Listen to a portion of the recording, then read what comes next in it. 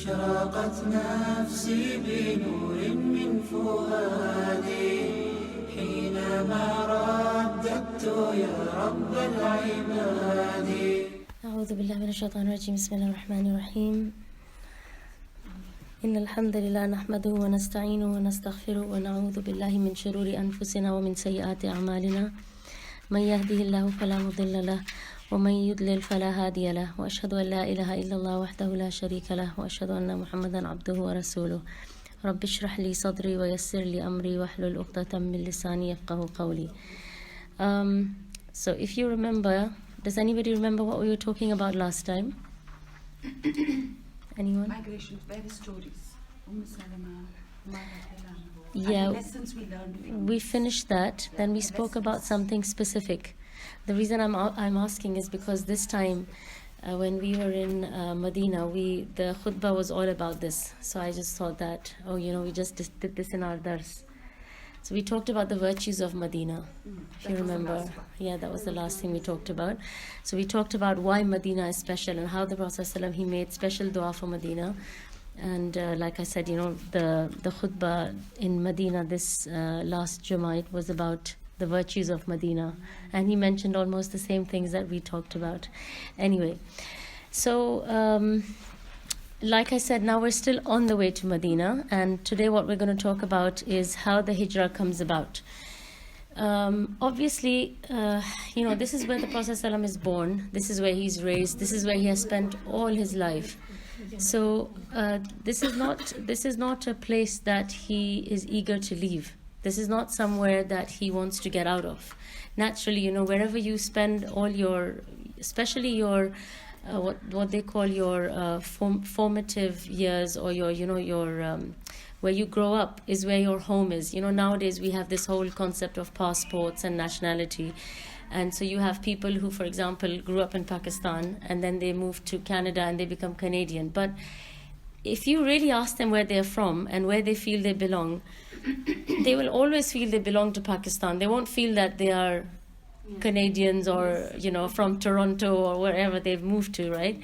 And so really it's where you grow up and where you spend most of your life, your heart naturally gets attached to that place because that's sort of like your cradle, right? That's where you grow up.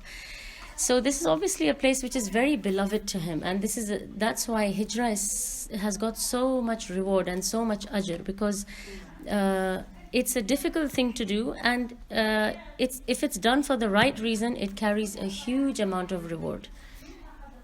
So now what happens is that, first of all, chronologically, where are we? What year of the message of the Prophet ﷺ are we in? 2 months after the second, around 13th, 14th year. Okay, so we are at the end of the 12th year and beginning of the 13th year. The Hajj has just finished and now at the beginning of the 13th year. Okay, so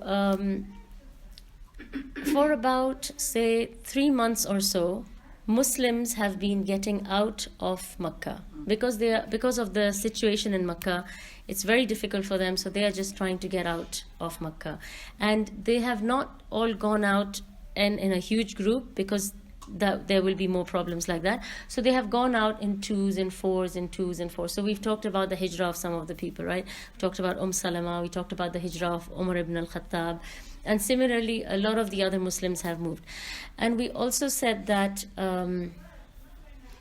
the number of people who became Muslim in Makkah over a period of 13 years is a fraction of the number of people who become Muslim in Medina in a period of like 2 months, right? So the number of Muslims is not very large, but whatever number there is, they've gradually moved, and now most of them have gone. So now basically you could say Makkah is free of Muslims, and the only people who are still there are the Prophet ﷺ and Abu Bakr radiallahu anhu's family. This is again a sign of leadership. So the leader, he is not the first to get out and save himself. If you think about it as a mother with children, if there's a problem, the mother's instinct first is to get her kids out as quickly as possible, because she doesn't care if something happens to her, but she doesn't want anything to happen to her children. That is when you see true leadership and true genuine care and concern for someone. But when you see someone is the first to get out, then you know that the only person he cares about is himself, right? So here we see that the Prophet ﷺ, he has stayed there, even though there's persecution, things are difficult, his life is difficult in Makkah, but still, he has stayed there because his priority is to give safety to his followers. So now the Quraysh, if you think about it, if it's just that the Muslims were a thorn in their side, they should be happy now, right? Because now they've got rid of this Islamic problem that they have, right? This Tawheed and Muslims and Allah is one and don't worship these idols. So now they should be happy that, okay, we've got rid of this problem. But they're not happy because they know that this thing is the truth. Deep inside they know that. I mean, from the outside, whatever they may say, deep inside they know, and they know that this thing will take root. It will grow and it will attract more people. So it's a threat to them. Even if they're out of their hair, it's still a threat to them, and they're not going to accept it. So they sit together and they have a meeting. Now, when they have this meeting, they don't invite two particular people. Abu Lahab, who is the uncle of the Prophet ﷺ, even though he hates the Prophet ﷺ, but remember, I keep telling you about the tribal loyalty and the tribalism. It causes them to feel obliged to defend whoever is in their tribe. And the second person is Mut'im ibn Adi, because he's the one who has given sponsorship or kafala to the Prophet ﷺ. So because he's promised to protect him, he can't be in a meeting where they're planning to harm him, because that's not going to work. So what they do is they sit together and they start discussing what should we do. And the verse in the Quran that Ibn Abbas said that deals with the hijrah is the verse in Surah Al-Anfal, verse number 30. وَإِذْ يَمْكُرُ بِكَ الَّذِينَ كَفَرُوا لِيُثْبِتُوكَ أَوْ يَقْتُلُوكَ أَوْ يُخْرِجُوكَ وَيَمْكُرُونَ وَيَمْكُرُ اللَّهُ وَاللَّهُ خَيْرُ الْمَاكِرِينَ. And remember, O Muhammad sallallahu alaihi wasallam, when those who disbelieved plotted against you to restrain you or to kill you or evict you from Makkah. But they plan and Allah plans, and Allah is the best of planners. When they sit down and plan this, we'll talk about what they're discussing, and then you'll see what happens next and why it happens. So they all get together and they discuss and they say, okay, you know what, we need to sort this out. We need to deal with Muhammad, because he's the root of all this problem. It doesn't matter if we deal with anybody else, but we need to, deal with the actual, where the problem is coming from. So some narrations say that there is a knock on the door, and when they open the door, there is an elderly man, and he says that, they say, who are you? Because they don't recognize him. And like I said to you, that at that time, the city is small, and it's easy for everybody to know each other in that city. So obviously, when you don't know someone, you know that this is someone from outside. So he says that I'm the leader of one of the Bedouin tribes, and you don't know me, but I have come because I have a lot of expertise, and obviously, like I said, he's elderly. So he says, perhaps you can use my, you can take advice from me and use my experience. So it is said that this was Shaitan, and he came to attend the meeting because he wants to seal Muhammad sallallahu alaihi wasallam's fate. He doesn't want there to be any ifs and buts and it didn't happen, or anything to go wrong. He wants to make sure that this man is gotten rid of, because obviously Shaitan does not want Tawheed to flourish. So anyway, so then they sit down and they start discussing. So one of them suggests, they say that let's throw him in jail. Now at that time, there was no concept of prison. or jail. So it was a foreign thing to lock someone up in a room for weeks or months or years. This was not a concept that existed in their time. And if you think about it, it's a very inhumane thing to do to someone, to put them in a room and to lock that room and say, now this is where you're going to stay for the next 10 years or 6 months or 8 months or whatever, right? It must be really, it's just very inhumane, even when you think about it. But when they said that we'll put him in jail, what they meant was, they said that let's just put him in a room, in a house, and just lock that house. Basically something like what they call house arrest, right? They said, just stick him there and we say you can't go anywhere.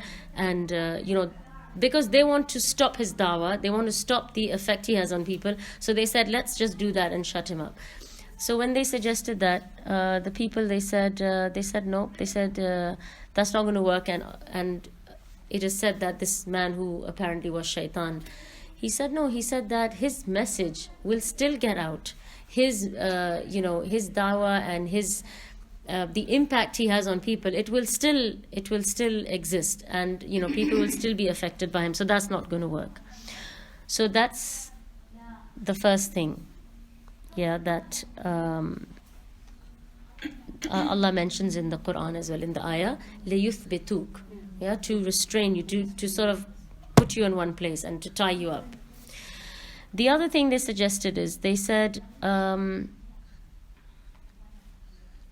okay, they said, let's throw him out of Makkah, let's exile him and say you're not allowed in Makkah anymore. And so again, they said that that's not going to work. I mean, if we get rid of him, that's going to make an even bigger problem, because wherever he goes now, his sweet talk, and he's going to do more dawah, and there's going to be more Muslims, and this problem is going to grow and it's going to become much bigger.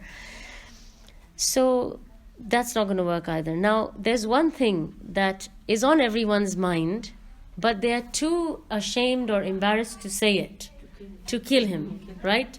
And that's what Allah says, أَوْ يَقْتُلُوكَ, right? But there's one person who's not shy of saying it, and you can imagine who that is. It's Abu Jahl. Wherever Abu Jahl is, you can imagine what's going on. So he says, just kill him. And that the so-called shaitan who's in the meeting, he says, this is the right thing to do, Now you've come up with the right idea. What are you guys playing around, Let's throw him, let's lock him, no. Kill him, get rid of him, finish him off.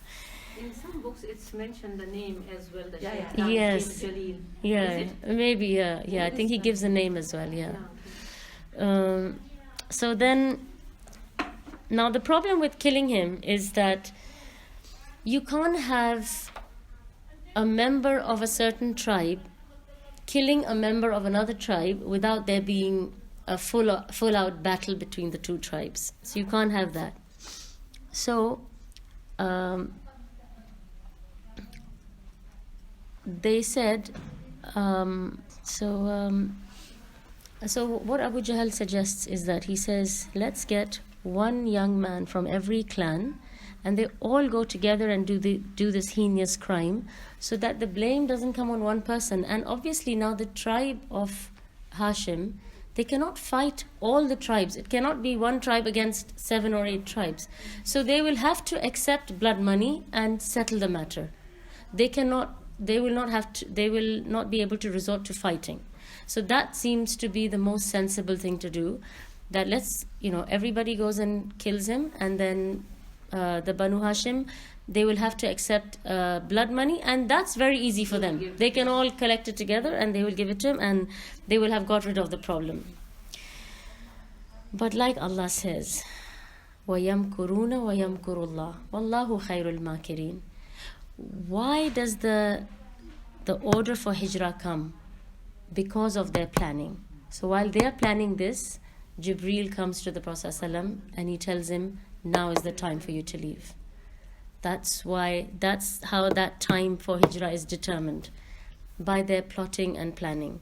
So the Prophet ﷺ doesn't know what they are planning. All he knows is that Jibreel has come to him and said, leave, go now. You have to go now, right? And so obviously, the Prophet ﷺ, he doesn't do anything without Allah's permission. Now, prior to this, he had gone to Abu Bakr as-Siddiq radiallahu anhu. He goes at a time of like siesta, and he wraps himself up with his turban, so he covers his face as well. Usually at that time they call it like the peak of Dhuhr time, what is Dhahira.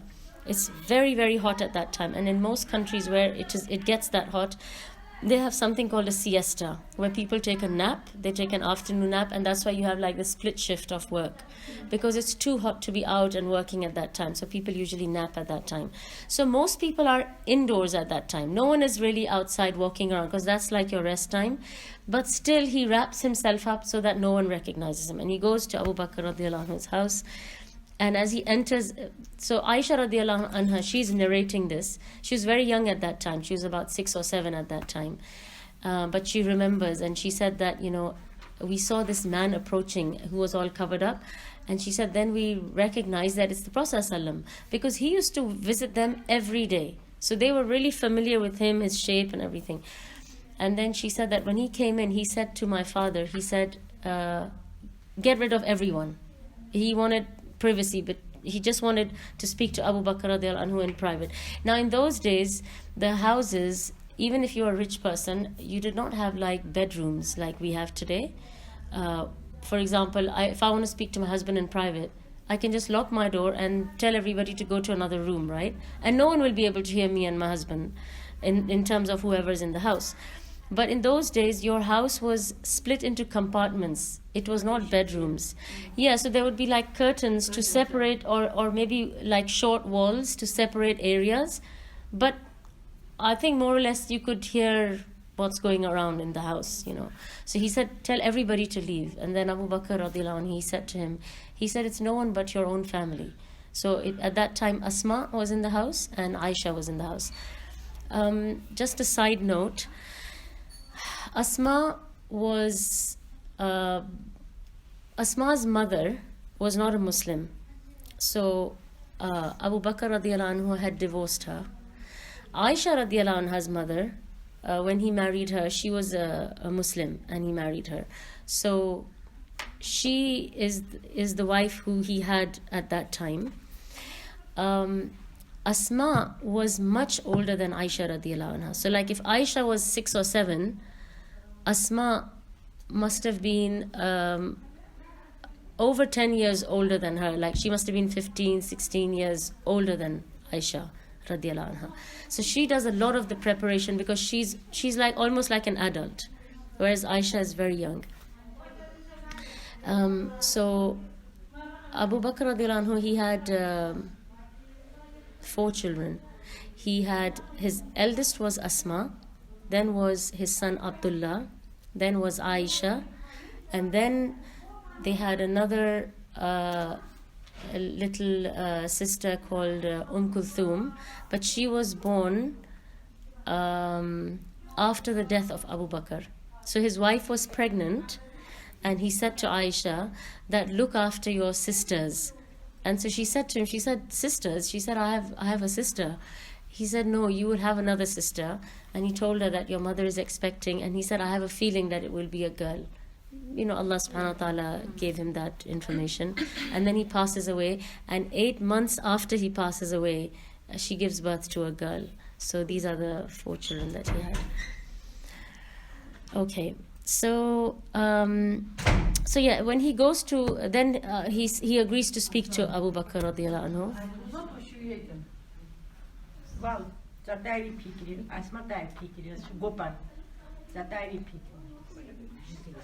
Alaikum salam. So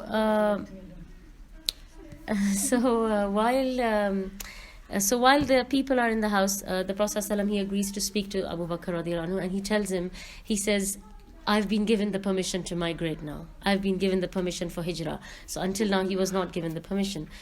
So Abu Bakr radiallahu anhu, he says to him, as-suhba, that, would you like me to accompany you? Because this is what he has been longing for.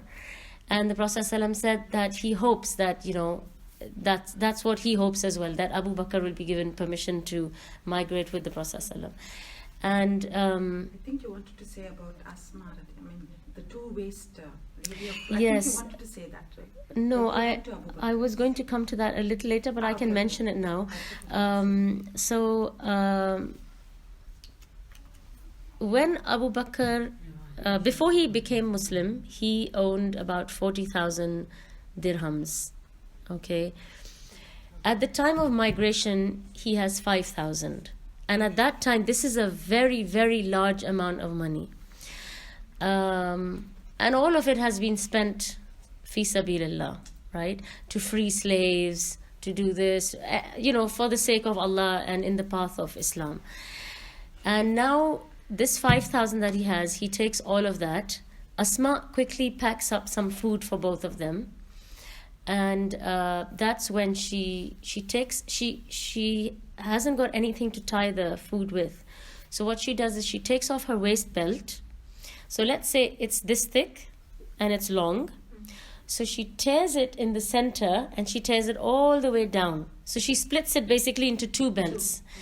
And she uses half of it to tie the food and half of it to hold her blouse and her skirt or her dress. And so that's why she's known as the one of two belts, because she does this. I mean, to us, these are small things, but these are big sacrifices, and these are difficult things that they go through at that time. Also, Abu Bakr radiallahu anhu, he says to the Prophet ﷺ, he says, I have prepared 2 camels. So yes, because he's hoping from that time that when the Prophet ﷺ goes, I will go as well. But the Prophet ﷺ, he says to him, he says, bithaman, that he will accept the camel, but for a price. He's not going to take anything for free. And remember, when you do something like this, everything that you put an effort for or you pay for, you get the ajr for it. So if somebody pays for it, they got the ajr, right? So he says, I'm going to pay for my own camel. And does anybody know what it means to prepare a camel? 4 months? Yes, it takes about 3. Well, he's been preparing the camel for about 3.5 months. But he says that I have been preparing the camel for 4 months. So how do you prepare a camel? Special leaves. Yeah, so what you do is you restrain the camel and you don't allow him to move around or walk around or run or anything. So you keep him in one place and you feed him and you give him a lot of salt, because the more salt you give him, the more water he drinks. And as he drinks and eats and he doesn't move around, his hump starts to swell up. That's when the hump appears. When you keep him and you don't allow him to use any of that food and drink that he has had. And then once the hump appears, now the camel is ready to travel for days and days in the desert without asking for food or water or anything. So that's how you prepare a camel. So that's what he has been doing for the last 3.5 months. So now the camels are, and Abu Bakr radiallahu anhu, he puts in a lot of preparation. So he also arranges 3 people. So he arranges the camels, and then he arranges 3 people. One is his son, Abdullah, who is supposed to be reconnaissance, he's supposed to move around the city, stand in the souks, and hear what people are talking about once they have left.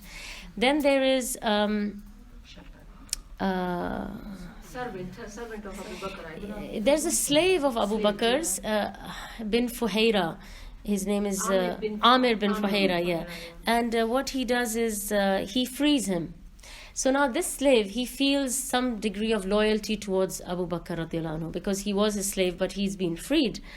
And so what he has to do is, whenever Abdullah brings food for the Prophet ﷺ and Abu Bakr when they are in the cave, we will come to that later on, but I'm just giving you a bit of background. Amir bin Fuhaira is supposed to bring his sheep, because he's a shepherd now that he's been freed from slavery. And he's supposed to bring the sheep and make them walk around that area to remove all the footsteps. So nobody knows, that these are footsteps, that have gone there. And the third thing that he arranges is a guide.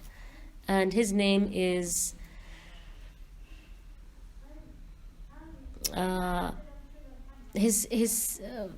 his surname is either Arqat or Urayqit, and I think his first name is Abdullah. They said, yeah, they said it's either Urayqit or Arqat. They're not sure how it is pronounced, but it's either Arqat or Urayqit. Okay, so these are the three main things that he prepares. Other than that, he doesn't leave a penny behind for his family, because he thinks that, okay, they're in a city, they won't starve, somebody will give them food. And eventually, like I said, the preparation and everything is done, it's ready, and the Prophet ﷺ gets this information from Jibril, leave now, in the night. So he goes to Abu Bakr radiallahu anhu, they take the camel, and and even at that time when he goes to Abu Bakr radiallahu anhu, because he doesn't still know that is he going to be allowed to accompany him, and he says to him again, as-suhbah, and the Prophet ﷺ said that, yes, you have been allowed to, make hijrah with me. And he starts to cry, and he cries so much, and Aisha radiallahu anha she said, I never knew that you can cry out of happiness until I saw my father cry that day.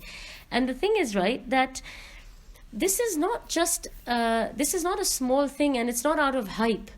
He's actually endangering his life by accompanying the Prophet ﷺ, because right now this is going to be the most wanted man in Mecca, and this news is going to travel, and he's basically ready to give his life for the sake of the Prophet ﷺ, and to save him and just to protect him. So this is not like like you hear people saying, oh, I'm going with my friend to Turkey, and oh, I'm going to do this. Is not some pleasurable holiday trip or something, This is going to be a huge problematic journey from one place to another, and they don't know if they're going to arrive there in one piece and alive. That's the other thing to notice during this journey. When we come to that, I'll talk about it, inshallah. But anyway, they take their camels and they leave. Now, when they leave, the other thing that the Prophet ﷺ arranges is he tells Ali radiallahu anhu, who's a teenager at that time, to lie in his bed, because again at that time they did not have windows and things like that. They had openings in their walls, and anybody can look inside. So in case the Quraysh look inside, they wanted them to, and obviously it's dark, so you can't tell who's in the bed, but you can see that there's somebody sleeping in bed. So at least they will know that, oh, the Prophet ﷺ is still there. So they leave, and now, Medina, if you can think geographically, this is Mecca, this is Jeddah, and this is Medina. Okay, it's sort of in the north. They head south towards Thawr. It's in the completely opposite direction, and nobody would think that that's where they've gone. All the people until now who have made hijrah, they have gone north, straight towards Medina, and that is the route from Mecca to Medina.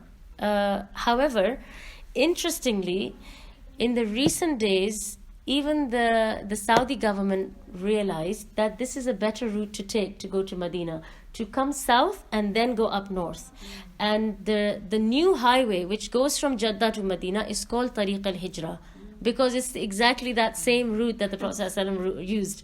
Even though, it's parallel to the route which goes straight from Mecca to Medina, but this is actually a better route, to come down towards Jeddah and then, go up, back up, yes. Anyway, they go towards, this is also part of the plan, to throw them off their tracks, because the Quraysh are going to try and follow them. They go south. And they are planning to go south and wait in this cave for 3 days and 3 nights, and then they will meet their guide. So they go to the cave, and as they are going towards the cave, Abu Bakr radiallahu anhu, he's really, really anxious and stressed. So sometimes he walks in front of the camel. He takes his camel in front of the Prophet. Sometimes he gets worried, he thinks, no, they might come from the back, and he goes behind the Prophet ﷺ. Then he thinks, no, they might come from the front, and he goes to the front. And he's like going back and forth, and even, later on we will see when Suraqa sees them from far, he says, I saw one of them is really anxious. And he said, I saw the other one, he's very relaxed and calm, and he's reading something. Because the Prophet ﷺ is just reciting Quran. He's really relaxed. And this shows the tawakkul that the Prophet ﷺ had, and the yaqeen he had in the Prophet, in the promise of Allah.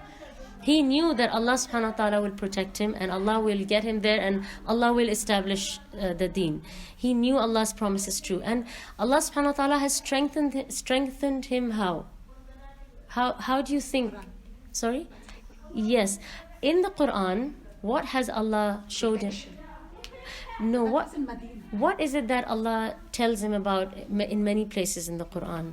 Allah's not to lose hope. How? Through what? Stories of the prophets in the past. Like, for example, like some of the scholars, they said they thought that it was thought that the Quran would be the story of Musa alayhi salam. It's mentioned so many times, and Musa alayhi salam's story is so strong. There are so many lessons. I mean, we can just do like 2 years of durus on just lessons from the story of Musa alayhi salam. There are so many things to learn from his story.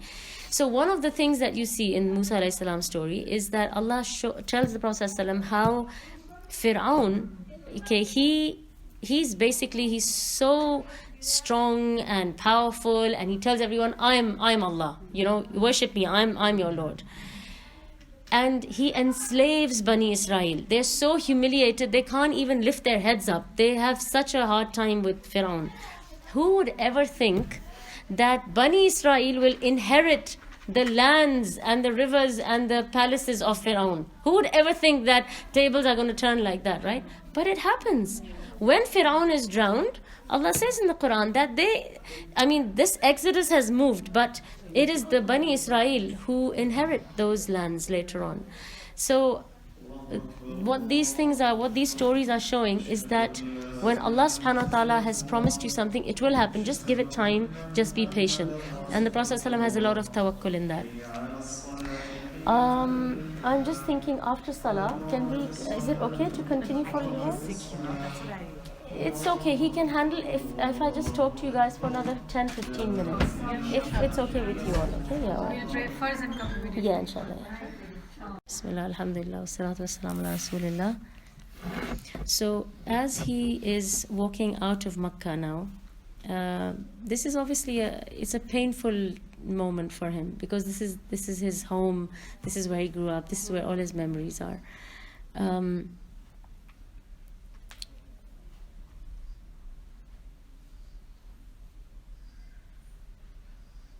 So first of all, Allah subhanahu wa ta'ala told the Prophet ﷺ to recite this dua from Surah Al-Isra, or this ayah.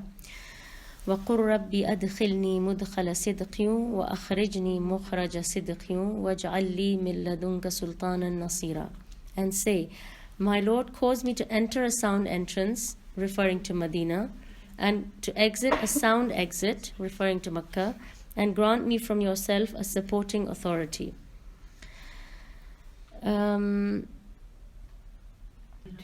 Okay, now just to tell you the exact narration of what the Prophet ﷺ, he said when he saw, as they are now they've left Makkah and they are moving towards Thawr now. So the Prophet ﷺ, he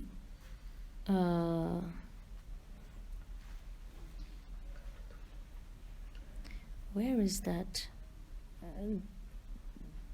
These few words that he says. Yeah. He looks back as he's leaving, and he says, in the name of Allah, you are the most beloved land to Allah. And if it wasn't that I was driven out from you, I wouldn't have left. I wouldn't leave Makkah if I had the choice. But, obviously he's driven out of Makkah, so he's very sad as he's leaving, and this is what he says. He turns around and he says that. Now, during the journey, he asks Abu Bakr, he says, how come sometimes you walk in front of me and sometimes you walk behind me? So even he's like, puzzled that what is he doing? Sometimes he's here, sometimes he's there. And Abu Bakr radiallahu anhu, he said, when I remember that somebody could anguish you from in front of you, I walk ahead of you. Then I remember that somebody could be pursuing us, and I walk behind you. And then the Prophet ﷺ said, oh Abu Bakr, would you rather have harm happen to you or to me? And he said, "Oh Messenger of Allah, I would rather have happened to me and not to you." And then, as this is happening, they reach the cave. Now, we call it a cave, but has anybody seen Thawr? None of you have seen Very it. high. It's very, very high. high. It's very high. Yeah. And it's a crevice. Do you know what a crevice is? So it's basically just like a little opening, and it's got a little bit of space inside. But when you say cave, you think of like a Yeah. bear's cave, right? Where a brown bear can sit down and hibernate. This is not like that. This is on the foot level. It's not even on the, on your head level or your shoulder level. It's on your foot level, and it's like a little crevice. And it's just a little opening. Now, it's become like a little chamber, probably from erosion of 50 million people going in and out, in and out, in and out. People go there to see what it is. And weathering and all of these kind of things. They have caused this to become a bit bigger. The same thing has happened with Safa and Marwa. They're much shorter now than Safa and Marwa are actually much bigger mountains. I mean, to think that Hajar alayhi salam, she was climbing up and down. It was much bigger. I mean, now what we're seeing the eroded, leftover remains of Safa and Marwa. Yeah. But in reality, they were much higher. The same thing with that hill outside Uhud. The hill where the archers were supposed to stand. This was a very high hill. Now it looks like a little mound of sand. Anybody can go up and down. It was much, much bigger. But it's been, with weathering and people climb. Every time one person goes up and comes down, he takes a little bit of that dust away from him, with him. So you can imagine that if, at least over 1 million people must have gone up and down that hill, for example, right? So you can imagine how much of that dust has gradually gone down. So the hill has shrunk. And so this crevice now it's got a bit more space than it had, but you can imagine at that time it had very, very little, very thin space. So you'd have to literally, get inside it, yes, and then just like you basically. So it's not an enjoyable thing to do for 3 nights and 3 days, to lie in this little space with, food and water when and if it reaches you, because if there's some obstacle, Abdullah will not be able to bring it. And also, it must have been cold, dark. So when they first get there, Abu Bakr radiallahu anhu, he goes and he inspects it, and he makes sure that it is safe, there's nothing dangerous, no scorpions, snakes, or anything that can harm the Prophet ﷺ. Once it's clear, then they both, they're supposed to sit there and hide there and wait there. And now, what's happening back in Makkah while they have, arrived at Thawr? And Thawr it's a good, maybe 3-hour walk out of Makkah. So they've gone in the opposite direction, but they've walked quite a distance. They realize that these two have slipped out, okay? And they are obviously livid, because how could they slip out of their hands? They made all this planning and everything has been, destroyed now. So they put a bounty on their heads, and they say, catch them, dead or alive, and you get 100 camels for each of them. Now, 100 camels is a lot of money we're talking about. It's like me saying, if you catch someone, I'll give you 100 cars. Because a camel is like their means of transportation, right? It's a very, very expensive animal. It's as good as having a car, okay? So it's as good as saying 100 cars if you catch this man and 100 cars if you catch this man, dead or alive. Who wouldn't want that, right? Anybody will be happy to get 100 cars just to catch these two people and hand them over, right? So this is a very big bounty, number one. Number two, they hire an expert. He's a guide, but he's also an expert in I think in dung, in animal dung, because basically each camel has a different type of dung depending on what they eat. And so that's what they do. They trace this from the house of Abu Bakr radiallahu anhu, and they get him to track where this is going. So he takes them And he gets all the way up to the foot of Thawr. And he says that's where it stops. He says, I can't go any further, because obviously on the mountain there is nothing. The mountain does not have tracks or dung or anything, because it's a mountain now. On the sand you can still see something, but on the mountain, that's where he stops. He says, I can just take you up to here. He says, beyond this I can't go anywhere.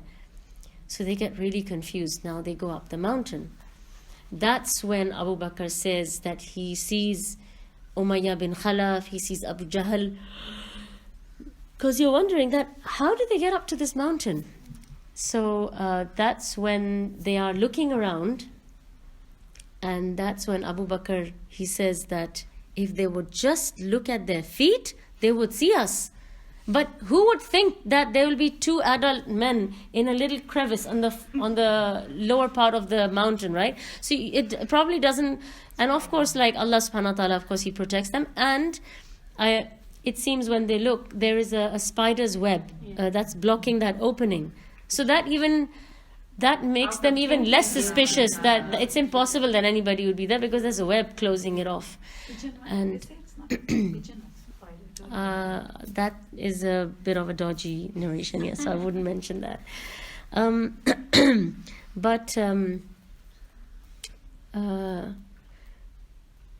And of course, as you can see throughout the story, Abu Bakr radiallahu anhu, he's really anxious and he is panicking. So you can imagine when he sees their feet, he is in a state of immense panic now. That's when he says to the Prophet ﷺ that, what if they see us, And where the Prophet ﷺ, he says the famous words which are in the Quran, that what do you say of someone, two of whom the third is Allah, So Allah subhanahu wa ta'ala is protecting them. And that's why he says to him, he says that, don't worry, don't be scared. Again,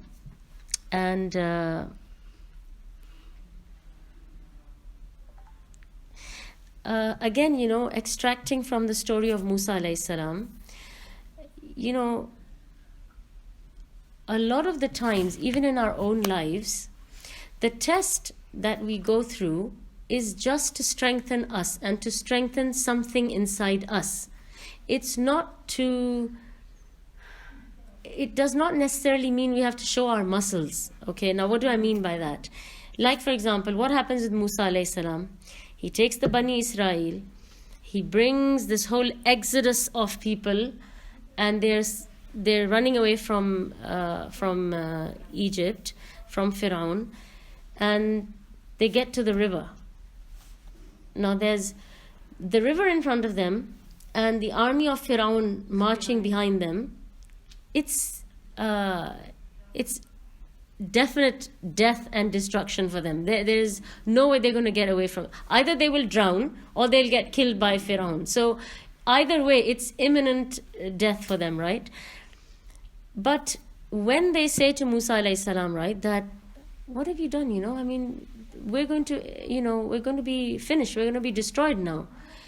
Musa alayhi salam, he has firm yaqeen and firm tawakkul and full reliance on Allah subhanahu wa ta'ala. So he says, Kalla ma'ya rabbi sayahdin. So he says that no, he says definitely not. He says Allah subhanahu wa ta'ala will make a way for us. And again, you see in the story of Ibrahim alayhi salam, you see in all their stories, they go through there are different stories, there's different scenarios, but the result is one, and that is to trust in Allah and to depend and have full, complete reliance on Allah. When Musa alayhi salam has, you could say, he succeeded this test, because he doesn't panic, right? He doesn't say, oh my God, yeah, you're right, we're going to either drown or... He says, no. He goes, Allah subhanahu wa ta'ala will sort it out. And at that time, to have that composure, it's not a small thing.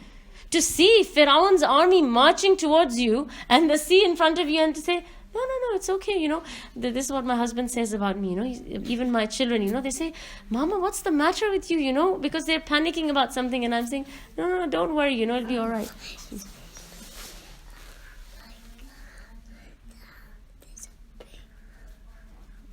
Okay. So basically, they're helping. Yeah. Okay, sit down. Story, know what he said. Yeah, he said, he just said that they're helping Firaun. Okay. He's a dentist. Yeah. So what is it that gets them out of there, other than, of course, Musa alayhi salam's complete tawakkul on Allah? What is it that he does to get them out of that situation? Yeah. What does Allah tell him to do? He says, strike the water with your stick. Do you know, Musa alayhi salam just touches the sea with his stick.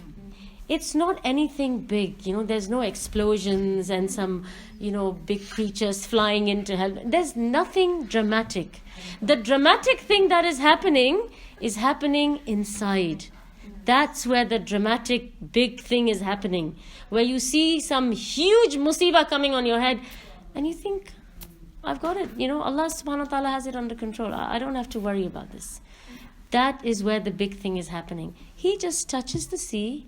And the Bani Israel, they're thinking, what's wrong with this man, Here we are, we're about to die, we're about to be completely annihilated, and he's just hitting his staff on the sea, They're thinking, what is wrong with this man? And as soon as he does that, Allah subhanahu wa ta'ala splits the sea, and this is like something amazing. And they said that, the path, it's not wet, it's not slippery. This is the bed of the sea, it's dry. And they said that this was such a huge exodus of people. I think they said 600,000 of them. And they said not a single one gets injured or scratched or killed. Nothing. All of them. Because Allah says, ajma'een, they all get across. And the ones who get destroyed are Pharaoh. I mean, what I'm saying is that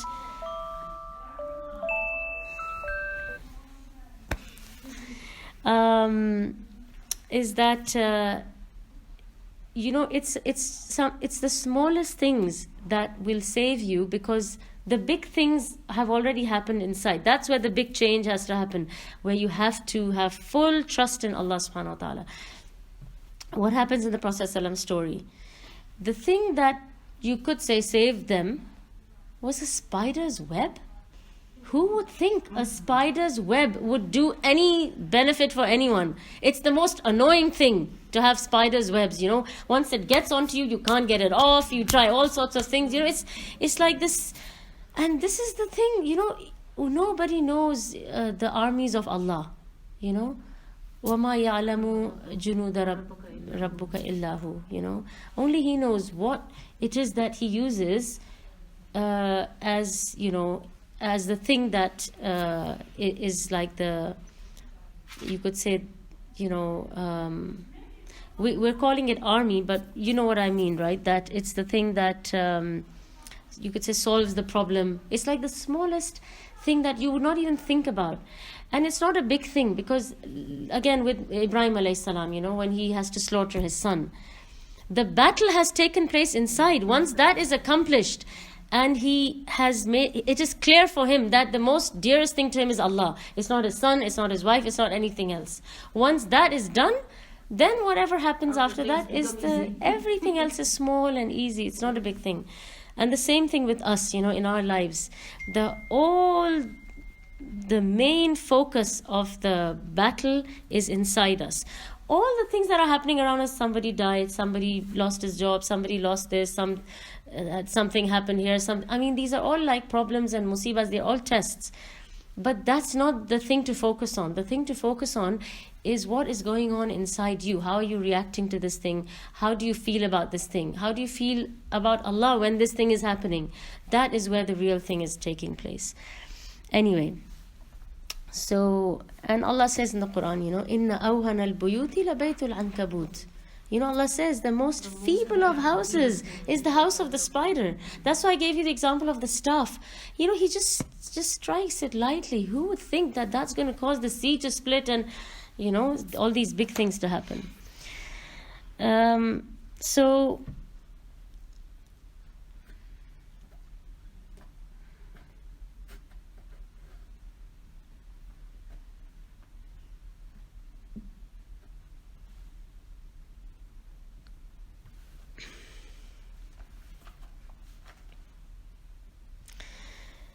Yeah, I was telling you what's happening back in Makkah. So we said that the Quraysh, they hire this guide. He takes them up to the foot of the mountain. Also, Abu Jahl, he goes to the house of Abu Bakr radiallahu anhu and he asks Asma, he says, "Where is your father?" She says, "I don't know." And he slaps her really hard. And so these are all things that they just keep quiet and they're patient about these things for the sake of the hijrah. So there's a lot of ajr for it's. You see, Abu Bakr's entire family, entire household plays a huge part in this hijrah. They torture and lead Perhaps I didn't come across what happens in. I think maybe there are no authentic narrations about what happens when he's in the bed of the Prophet ﷺ. And also the father of Abu Bakr radiallahu anhu, he is not a Muslim, and he's an old man, he's blind, and he's irritable. And then he turns up at the house of Abu Bakr radiallahu anhu, and he says to Asma, he says that, what a stupid thing he's done, he's left you all, and first of all, he's gone away, and on the other hand, he's taken everything. He hasn't left you a penny. He's left you penniless. What a dumb thing to do. And so what she does is, I told you he's blind, so she quickly grabs his pouch, his leather pouch, which is, where he would keep his money, and she puts some stones into it, and she wraps it up with a few other things. And she says to him, "See, he has left something for us. He's left enough for us." So he feels it and he says, "Okay, if he has, then," he says, "all right, then that's not such a problem." So she tries from her side as much as possible to cause him less grief and to cause, for her father's reputation to be protected as much as possible.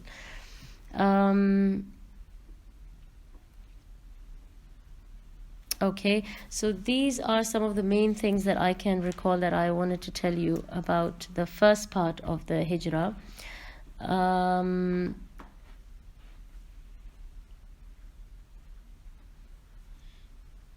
like I said to you, that Abdullah, the son of the Prophet ﷺ, the son of Abu Bakr radiallahu anhu, he brings them their daily provision, and he gives them any news that he's hearing of what people are talking about. And by the third day, and like we said, Amir ibn Fuhaira, he gets rid of the footprints, and by the third day the guide turns up where he's supposed to now take them to Medina through this new route.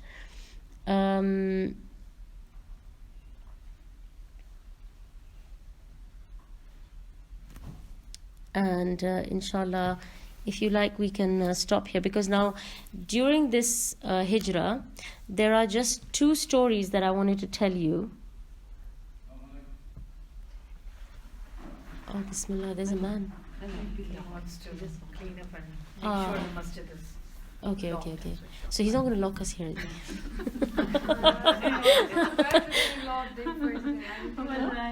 I prayed Isha over here. I was on the verge of being locked. They switched on the lights. I was apparently invisible. Oh. They did come up and I was praying, so I could not break my prayer. And he said Assalamu alaikum. And then he said he looked here and there for something, and he switched on the lights and he left. Oh no. It was pitch dark and I didn't know where the switches were. And Oh my she God. does not know. Oh no. So did you have a phone with you? No, I did. At that time I did. But the lift's door was open to crack. I didn't get out. Alhamdulillah. Okay, otherwise.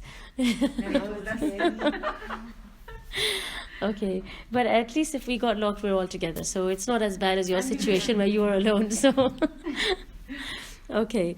So let me just tell you these two stories quickly, and then we'll stop it there, inshallah. What's that? What's that? What do you say? He's saying that you might as well be with us when we risk our lives. Okay. Pennywise is going to come. Yeah. He said Pennywise will be with us and maybe risk our lives. Oh my God.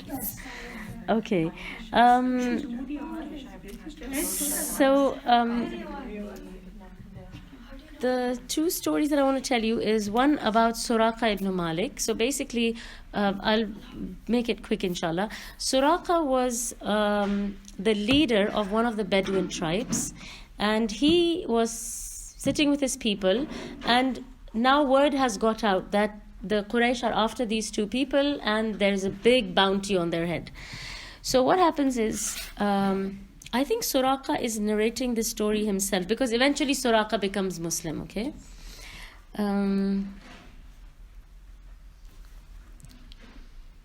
So yes, Suraqa says, I was sitting in the gathering of my people. So he remembers now, recalls what happened at that time. So he says, I was sitting in the gathering of my people when a man showed up and said, I saw two men in the horizon, and I think that these are the two men the Quraysh are looking for.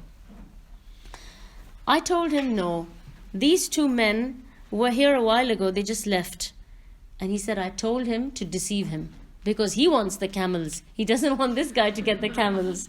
So he said to him, he said, no, he goes, it's not, those are not the guys. They were here a little while ago. That must be someone else. So this guy, he believes him because he's the leader of his tribe. So he said, but I knew that those two were Prophet Muhammad sallallahu alaihi wasallam and Abu Bakr. But I told him that because I wanted the camels for myself. So Suraqa stays in the gathering for a little while, so that everybody thinks that, so that no one is suspicious. So basically, he pretends that, I'm also just relaxing with everyone. And then he gets up gradually, and he goes and he quickly prepares his camel and he runs because he needs to get these two people. But he has to do it in such a way that nobody gets suspicious and people think, oh, he's just like relaxing. Okay. So he went, he prepared his horse, and to hide it, he left from the back door, and he carried his spear, which is dragging on the ground, because he doesn't want anyone to know what he's doing. He mounted his horse and went towards the direction where that man thought he had seen the Prophet ﷺ and Abu Bakr. And it turned out to be correct, because he, after riding for a little while, he also sees these two people in the distance. So he knows that, this guy was right. He has seen them here. Now, when he sees them, he feels really happy because he is a few miles from becoming a millionaire, right? Because he's going to have 200 camels. Yeah, 200 camels. He's going to be the owner of 200 camels. So he's literally a few meters away from becoming a millionaire. And Abu Bakr radiallahu anhu, as you can expect, he's looking back, he's, coming in the front, coming in the back, and he's doing all this. And the Prophet ﷺ is sitting and reciting Quran.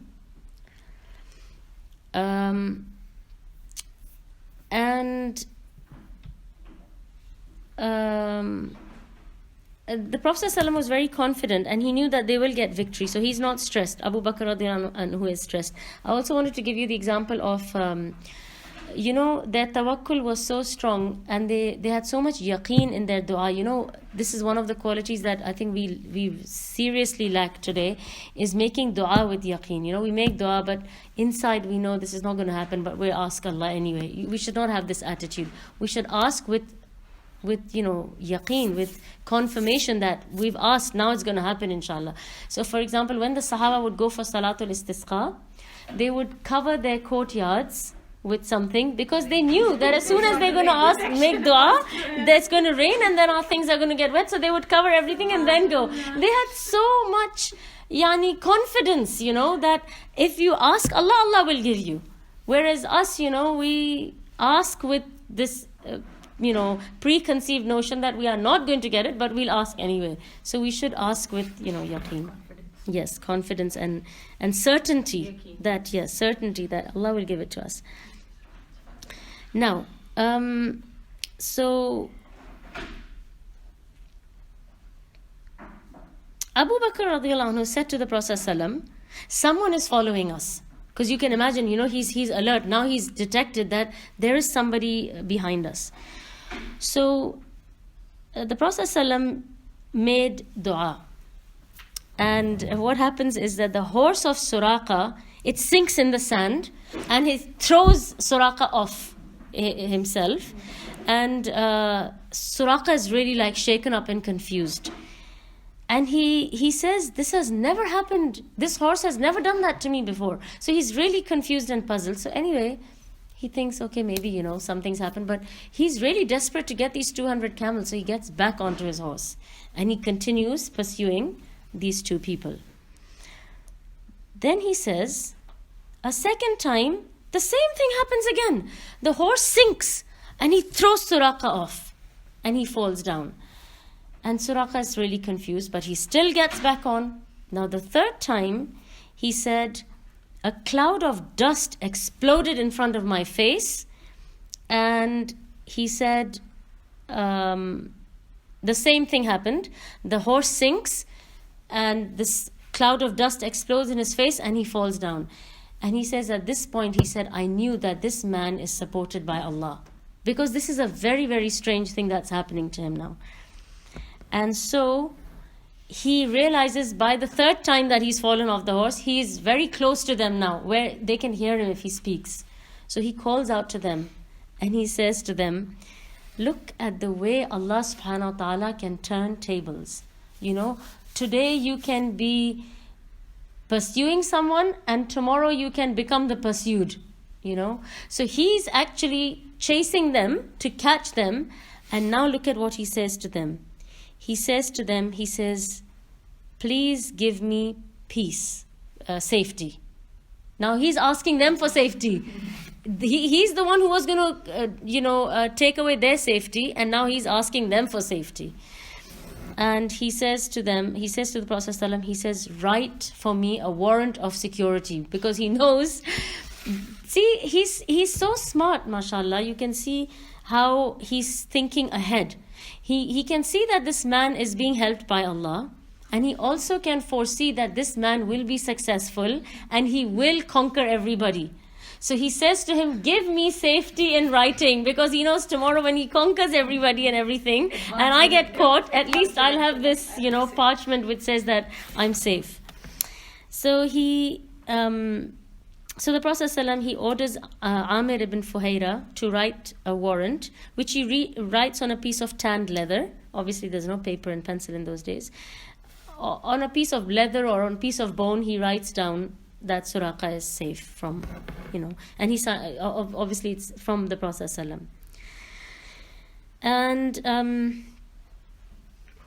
Suraka, he keeps this bone or this parchment that he has, he saves it with him. And later, after the conquest of Makkah, after I think it is Hunain, when the Prophet ﷺ, he conquers these other tribes surrounding Makkah, one of the tribes he conquers is the tribe of Suraka, and they capture him and they bring him, and when I think they're about to execute him, and he showed the security. Either it's just because they captivate him, they're going to imprison him, or they are going to kill him. He shows this parchment and he says that, look, this is from this is years ago that he had this thing. And so he's left, he's given safety and he becomes Muslim. Then he becomes a Muslim. Yes, at that time. Until then, he was not a Muslim. So that's what I'm saying. They saw some of these things with their own eyes. And then anyway, Suraka, he takes this thing and he goes back and the Prophet ﷺ requests him that please don't mention to anyone that you saw us and where we're heading. When he goes back, some of the people who know that he had gone to chase these people, he cusses him, and he says that how cowardly are you? You went there, you even saw them and you didn't bring them back. And he says he writes a piece of poetry about it, I think, to respond to this man. And he says, if you had seen what I had seen, you would have done what I have done. Because they have no idea how many times he's been chucked off his horse and he's had dust exploding in his face and all the. He knows that these people are out of bounds. You cannot touch them. So that's why he's saying that you have no idea what I've been through. That's why you're calling me a coward and this and that. But okay, so that was one story. And another thing about Suraka that, is very, very famous. Yes. The Prophet ﷺ, as Suraka is leaving, he stops Suraka and he says to him, he says, how will it be, Suraka, when you wear the bangles of Kisra? And Suraka says, Kisra, the son of Hormuz. Now, there is not like 6 or 7 Kisras.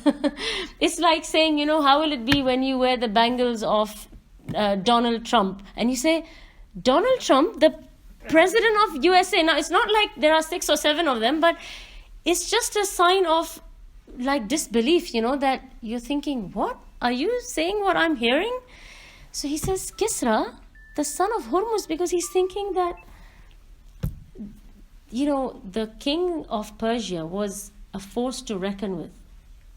He was so strong and so powerful, and their palaces and the amount of treasures and gold and everything they had it is just something you have to see to believe.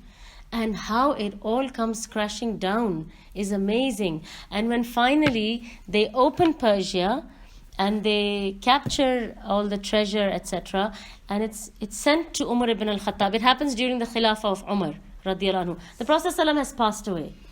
Years after that, I think it is maybe a few years after that. So they capture, they open Persia, and they send all the booty, all the gold and everything they find in the palaces, they send it to Umar ibn al-Khattab. And he, when he receives it, he looks through it for the bangles of Kisra. And he takes them out and he calls Suraka. And Suraka is Muslim, because Suraka becomes Muslim and he moves to Medina and he lives in Medina. And then when Suraka comes, he puts these bangles on his hands. And it is said that he was taken around the city of Medina to show how the prophecy of the Prophet ﷺ came true. Because when he says to the Prophet ﷺ, right, Kisra, the son of Hormuz, the Prophet ﷺ doesn't even respond to that. And he just carries on. Because he knows what he's talking about. But these people, they're thinking, this can't be true. This man is dreaming. This is such a huge power. Like, if I said to you today, that, Shawana, how will it be when you wear, I don't know, Donald Trump's, they live in Donald Trump's palace. You're going to think, what is she talking about, So that's how unbelievable it is, The other story that I wanted to mention is the story of Ma'bad. So basically the Prophet ﷺ and Abu Bakr radiallahu anhu, they are still in the process of this, they are still traveling. And they stop to get some food and some drink because they've run out. Okay? And there is this, they find this tent. So she's literally a Bedouin because she just moves from place to place. So she's in a tent, and she's one of the women of Khuza'a. You remember Khuza'a? We talked about it right in the beginning.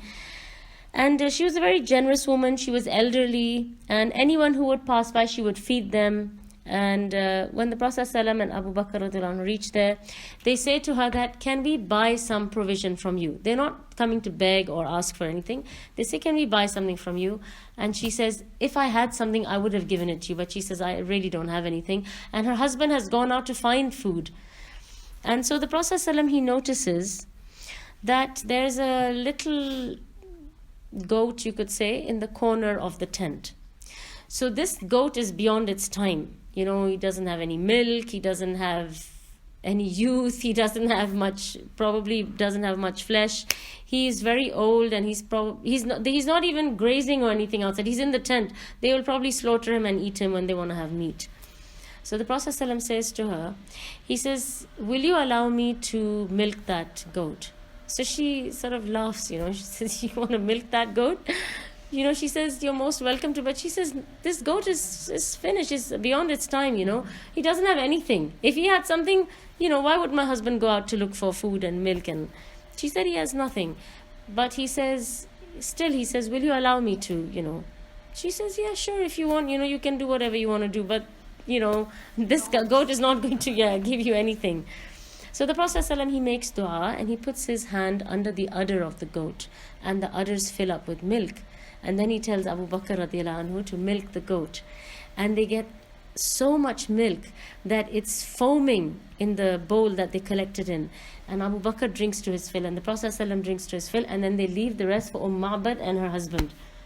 And she is obviously shocked. She's confused that this animal, which was completely dry, now all of a sudden, so much milk has come out. And so they leave, and when her husband returns, he's shocked as well. He says, "Where did this milk come from?" And she tells him that some blessed man came and visited us, and he milked this goat, and all this milk came from this goat. So her husband says to Ma'bad, he says, "Describe these people to me." Now, oh yes, and by the way, when the Prophet ﷺ milks the goat, he gives the milk to everybody to drink, to Abu Bakr radiallahu anhu, to Ma'bad, and he says that the servant drinks last, and then he drinks in the end. Because this is what he considers himself, that he is a servant and a messenger of Allah. He does not have any pride or any, kibr in who he is. So, now the description that Ma'bad gives to her husband, this is known to be one of the best descriptions of the Prophet ﷺ, and it is used in many, many places, because the Sahaba were not able to describe him this well, because they felt really overwhelmed to look at him. And of course, none of the female companions would have looked at him like that. She's an elderly woman, and she gives a very detailed description, and she refers to him as Wasim, which means like good looking, charming, and all these things. So this is what she says.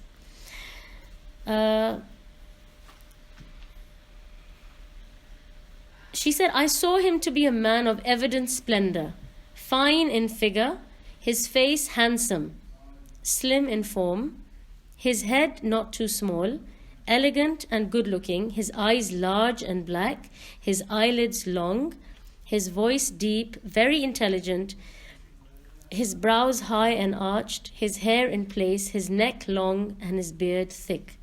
He gave an impression of dignity when silent, and of high intelligence when he talked.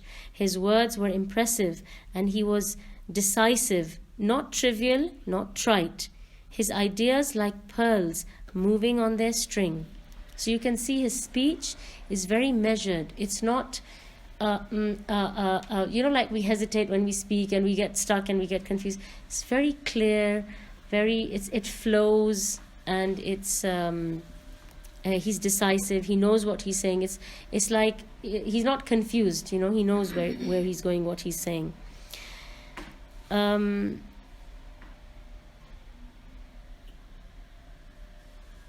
His ideas like pearls moving on their string.